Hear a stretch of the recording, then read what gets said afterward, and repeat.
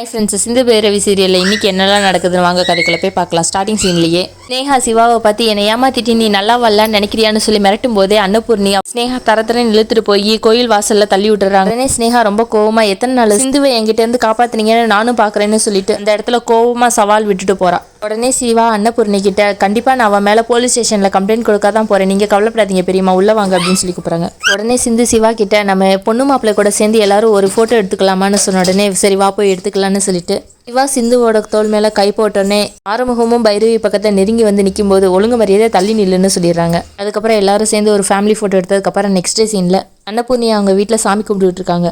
பைரவி வந்து அன்னபூர்ணி கிட்ட அத்தை முன்னாடியே சொன்ன மாதிரி காயத்ரி கல்யாணம் முடிஞ்ச உடனே பெங்களூர் போகலான்னு இருக்கேன், ஆஃபீஸ்லேருந்து எனக்கு ஃப்ளைட் டிக்கெட்லாம் இன்றைக்கி போட்டுட்டாங்க வாங்கன்னு சொல்லி, அதனால் நான் சாயங்காலம் ஏர்போர்ட் போகணும், சாயங்காலம் 5 மணிக்கு ஃப்ளைட்டுன்னு சொன்ன உடனே அன்னபூர்ணி என்னம்மா சொல்கிற, இன்றைக்கே போகணுமான்னு சொல்லி கேட்ட உடனே பைரவி நாளைக்கு வந்து ஆஃபீஸில் ஜாயின் பண்ண சொல்லியிருக்காங்க, அதனால நான் இன்றைக்கே கிளம்பி போகணுன்னு சொன்ன உடனே அன்னபூர்ணி சொல்கிறேன்னு தப்பாக நினச்சிக்காதம்மா, என் பையன் நிறையா தப்பு பண்ணியிருக்கான் தான், ஆனால் நீ அவன் வாழ்க்கையில் வந்ததுக்கு அப்புறம் தான் அவன் 4 பேர் மதிக்கிற மாதிரி மனுஷனாவே மாறியிருக்கான், இங்கே நீ அவன் வாழ்க்கையை விட்டு போயிட்டேன்னா பழைய மாதிரி அவன் மாறிடுவானோன்னு சொல்லி பயமாக இருக்குமான்னு சொன்ன உடனே அத்தை நான் சொல்கிறேன்னு தப்பாக நினச்சிக்காதீங்க, உங்கள் பையனுக்கு ஏற்ற பொண்ணு நான் கிடையாது, அதனால் உங்கள் பையனுக்கு ஏற்றாப்புல நல்ல பொண்ணாக பார்த்து கல்யாணம் பண்ணி வைங்க, வர்ற பொண்ணு கண்டிப்பாக ஆறுமுகத்தை நல்லா பார்த்துக்குவான்னு சொல்கிறாங்க. உடனே அன்னபூர்ணி இதெல்லாம் கேட்கறதுக்கு நான் உயிரோட தான் இருக்கணுமான்னு சொல்லிட்டு அழுகிறாங்க. அழுதுகிட்டே என் பையன் வாழ்க்கையை விட்டு நீ போனேன்னா அவன் உடஞ்சு போயிடுவாமா அப்படின்னு சொன்ன உடனே பைரவி உங்கள் பையன் வாழ்க்கையில் நான் இருந்தால் அவர் வாழ்க்கை நல்லா இருக்குன்னு சொல்கிறீங்க, ஆனால் உங்கள் பையனோட வாழ்க்கையில் நான் இருந்தால் நான் நல்லா இருக்க மாட்டேனே, வாழ்க்கையில் நிறையா சாதிக்கணுன்றதுக்காக பிறந்தவ, வாழ்க்கையில் ஒன்று இழந்தாதான் ஒன்று கிடைக்கும் நான் போகிறேன் தயவுசெய்து என்னை தடுக்காதீங்கன்னு சொல்லிடுறாங்க.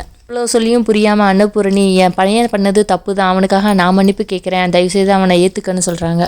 உடனே பைரவி இந்த மாதிரிலாம் நீங்கள் பேசாதீங்க, இப்படிலாம் பேசும்போது எனக்கு குற்ற உணர்வாக இருக்குது, நான் போகிறேன் நான் ஏதாவது தப்பாக பேசியிருந்தா என்னை மன்னிச்சிருங்கன்னு சொல்லிட்டு எங்கே இருந்தால் மறுபடியும் அன்னபூரணியை தான் பையனோட வாழ சொல்லிடுவாங்களோன்னு பயத்தில் குடுகுடுன்னு ஓடிடுறாங்க பைரவி. அன்னபூர்ணி அழுதுகிட்டே சாமி கிட்ட இப்போ கூட என் பிள்ளைங்களை பிரிச்சிடாதான்னு சொல்லி தானே உங்ககிட்ட வேண்டேன், முன்னாடியே என் பையனை வேணான்னு சொல்லிட்டு போறாளேன்னு சொல்லிட்டு அழுகுறாங்க. அந்த நேரத்தில் சிவா வந்து என்ன பெரியமாச்சு ஏன் அழுகுறீங்கன்னு சொல்லி கேட்ட உடனே அன்னபூர்ணி சிவா கிட்ட பைரவி இந்த ஊரை விட்டே போறாளாமா, இனி உங்க பையன் கூட வாழ மாட்டேன்னு சொல்லிட்டா, அவளுக்கு வேலை பெங்களூர்ல கிடைச்சிச்சாமா, அங்கேயே போறாளாமா, அப்படியாவது பேசி அவளை பெங்களூர்லாம் போக வேண்டாம், ஆறுமுகத்து கூட வாழ சொல்லு சிவான்னு சொன்ன உடனே சரி பெரியமா நான் பேசுறேன்னு சொல்லிட்டு சிவாவும் போறாங்க. நெக்ஸ்ட் சீன்ல பைரவி அவங்க ரூம்ல துணியெல்லாம் பேக் பண்ணி வச்சுட்டு சரி நம்ம ஆறுமுகத்திட்டே சொல்லிட்டு போலான்னு சொல்லிட்டு ஆறுமுக ரூமுக்கு வராங்க. இங்க ஆறுமுகம் அவங்களோட கல்யாண போட்டோ வச்சுட்டு ரொம்ப ஃபீல் பண்ணிட்டு இருக்காங்க. பைரவி ஆறுமுகத்தை பார்த்து 5 மணிக்கு ஃப்ளைட்டு, அதனால நான் எல்லாத்தையும் பேக் பண்ணி வச்சு கிளம்ப போறேன், நான் அத்தைக்கிட்டையும் சொல்லிட்டேன், நீயும் உன் வாழ்க்கையில் நான் இல்லைன்னு நினச்சிக்கோ, முடிஞ்சா நான் செத்துட்டேன்னு கூட நினச்சிக்கோ, உன் வாழ்க்கையில் கண்டிப்பாக வேற ஒரு பொண்ணு வருவா, அவள் கூட நீ சந்தோஷமாக வாழுவேன்னு சொல்லிட்டு என் சம்மந்தப்பட்ட பொருள் ஏதாவது இங்கே இருந்தால் தான் அதை உன்னை ஞாபகப்படுத்தி என்னை மறக்க விடாமல் பண்ணும், அதனால என்னோட திங்ஸ் எல்லாத்தையும் நான் எடுத்துகிட்டு போகிறேன் அப்படின்னு சொன்ன உடனே பைரவி நீ தான் போகிற, இந்த ஃபோட்டோவாது என் உன் நினைப்பா என்கிட்ட இருக்கட்டுமேன்னு சொல்லி கெஞ்சுறாங்க. உடனே பைரவி இந்த ஃபோட்டோ கூட இருக்கக்கூடாதுன்னு சொல்லி கையில இருந்து பிடுங்கிட்டு வெளியே போகலான்னு நினைக்கும் போது ஆறுமுக பசுக்குன்னு பைரவியோட காலில் விழுந்து நான் பண்ணினது தப்பு தான் பைரவி, அதுக்காக நீ என்ன தண்டனை வேணாலும் கொடு பைரவி, ஆனால் என்னை விட்டு மட்டும் போயிடாத பைரவின்னு சொல்லி கெஞ்சுறாங்க. அதோட விடாமல் ஆறுமுகம் என்னை விட்டுட்டு போகிறதா இருந்தால் என்னை கொண்டுட்டு கூட போயிரு பைரவின்னு சொன்ன உடனே பைரவி கோவமா ஏன் இந்த மாதிரி கோலத்தனமா பேசுற, ஒரு பொண்ணு விட்டுட்டு போயிட்டா உடனே வாழ்க்கையே இல்லைன்னு அர்த்தமா, நான் இல்லாம கூட உன்னால வாழ முடியும், தயவுசெய்து நான் இந்த வீட்டை விட்டு போற வரையும் இந்த மாதிரி எல்லாம் முன்னாடி வந்து என்கிட்ட பேசாதன்னு சொல்லிடுறாங்க. நெக்ஸ்ட் சீனில் சிவா பைரவி கிட்ட வந்து நான் உங்ககிட்ட பேசணும்னு சொன்ன உடனே நானும் உங்க கூட பேசணும்னு சொல்லி பைரவி எனக்கு பெங்களூரில் வேலை கிடைச்சிருக்கு, நாளைக்கு நான் அங்கே போய் ஜாயின் பண்ணணும், இன்னைக்கு 5 மணிக்கு ஃப்ளைட்டு, அதனால நான் இப்பயே கிளம்பிட்டேன், மேலே இந்த வீட்டுக்கு நான் வரமாட்டேன், அதனால சிந்துவை நீங்கள் நல்லபடியாக பார்த்துக்கோங்க, அன்னபூர்ணியத்தையும் சீக்கிரமாக சிந்துவை மன்னிச்சிருவாங்க, அது வரையும் கொஞ்சம் பொறுமையாக காத்துருங்கன்னு சொல்கிறாங்க. உடனே சிவா பைரவியை பார்த்து நானும் சிந்துவும் ஒன்றா வாழணும்னு நினைக்கிறியா, அப்போ நீயும் ஆறுமுகமும் கூட ஒன்றா சேர்ந்து வாழலாமே, எல்லா நேரமும் நியாயமாக இருக்கிற நீ ஏன் இந்த விஷயத்தில் மட்டும் ஒருதலையாக யோசிக்கிறேன்னு சொல்லி கேட்குறாங்க. நான் சின்ன வயசுலேருந்தே ஒரு எய்மை வச்சு வளர்ந்துட்டேன், எதிர்பாராத விதமாக இந்த 2 வருஷமும் நான் இங்கே இந்த வீட்டில் இருக்க வேண்டிய சூழ்நிலை ஆயிடுச்சு, நான் என் வாழ்க்கையை தேடி போக போகிறேன், அத்தையை நீங்கள் நல்லபடியாக பார்த்துக்கோங்க, ஆறுமுகத்துக்கிட்டையும் அவன் வாழ்க்கையை பார்த்துக்க சொல்லுங்கன்னு சொல்லிட்டு அவருக்கு வேற ஒரு கல்யாணம் பண்ணி வைங்க, அவருக்கு வயசு இருக்குது, என்னால் அவர் வாழ்க்கை பாழாகிறத எனக்கு பிடிக்காது, இதுக்கு மேலே தயவுசெய்து யாரும் இந்த வீட்டில் இருக்க சொல்லி என்னை சங்கடப்படுத்தாதீங்கன்னு சொல்லிட்டு கிளம்பி போயிடுறாங்க.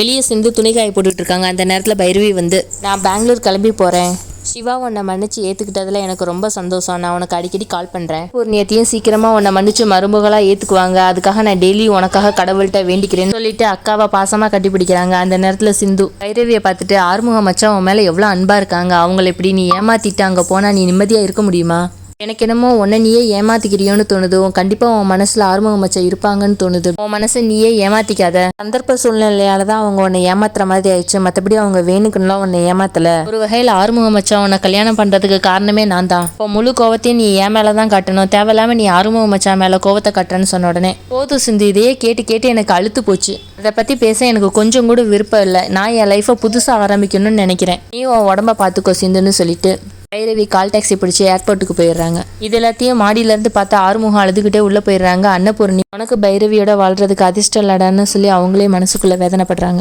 சிந்தி சிவா கிட்ட பைரவி கிட்ட நான் எவ்வளவோ பேசினேன், ஆனால் அவள் மனசை என்னால் மாற்ற முடியலன்னு சொன்ன உடனே சிவா பைரவி கண்டிப்பாக ஆறுமுகத்தை தேடி ஒரு நாள் வருவா, எனக்கு அந்த நம்பிக்கை இருக்குன்னு சொல்கிறாங்க. உடனே சிந்துவை எனக்கும் அப்படி தான் தோணுது. ஒருத்தவங்க பக்கத்தில் இருக்கும்போது அவங்க அருமை புரியாது, தூரமாக போக போக தான் அருமை புரியும்.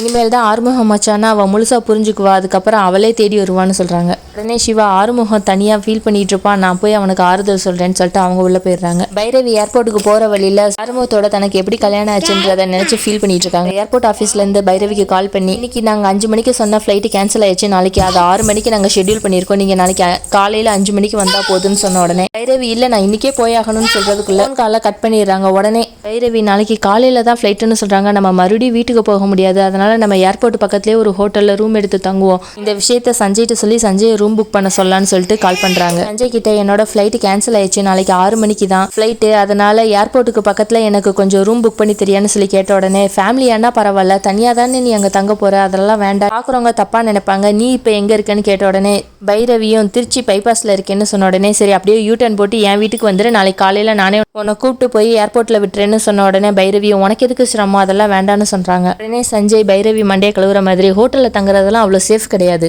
என் வீட்டில் தங்குறது உனக்கு எதுவும் ப்ராப்ளமானு சொன்ன உடனே சேச்சா அப்படியெல்லாம் எதுவும் கிடையாதுன்னு பைரவி சொன்னதும் சஞ்சய் அப்போ என் மேலே எதுவும் நம்பிக்கை இல்லையா, இல்லை ஆறுமுகம் எதுவும் தப்பாக நினைப்பான்றதுக்காக நீ வர மாட்டேங்கிறியா அப்படின்னு சொல்லி கேட்ட உடனே பைரவியும் உன் மேலே நம்பிக்கை இல்லாமலே அந்த ஆறுமுகம் சொல்கிறான்றதுக்காகலாம் நான் யோசிக்க மாட்டேன்னு சொல்கிறாங்க. அப்புறம் என்ன பைரவி உன் சேஃப்டி தான் முக்கியம், நீ இங்கே கிளம்பி வான்னு சொல்கிறாங்க. உடனே பைரவியும் சரின்னு சொல்லிட்டு சஞ்சய் வீட்டுக்கு கிளம்பி போகிறாங்க. சஞ்சய் வில்லத்தனமா நானே எப்படி உங்ககிட்ட வரதுன்னு நினச்சேன், ஆனால் நீயே என்கிட்ட வர பத்தியா, ஆறுமுகம் நான் நினச்ச மாதிரியே உன்கிட்ட இருந்து பைரவியை பிரித்து என்கிட்ட கொண்டு வந்துட்டேன், பைரவி என் கூட என் வீட்டில் தங்க போகிறான், நான் நினச்சதெல்லாம் நடக்குது, பைரவி எனக்கு மட்டும்தான்னு சொல்லி இங்கே சந்தோஷப்பட்டுட்டு இருக்காங்க. இதோட இன்னைக்கு எபிசோட் முடியுது. இன்னும் 2 நாளில் சஞ்சயை பற்றியும் ஆறுமுகத்தை பற்றியும் பைரவி நல்லா புரிஞ்சுக்குவாங்கன்னு நான் நினைக்கிறேன். நீங்கள் என்ன நினைக்கிறீங்கன்றதை கமெண்ட்டில் சொல்லுங்கள். அப்படியே ஒரு சப்ஸ்கிரைப் பண்ணிடுங்க. நாளைக்கு எபிசோட நாளைக்கு பார்க்கலாம். Bye friends.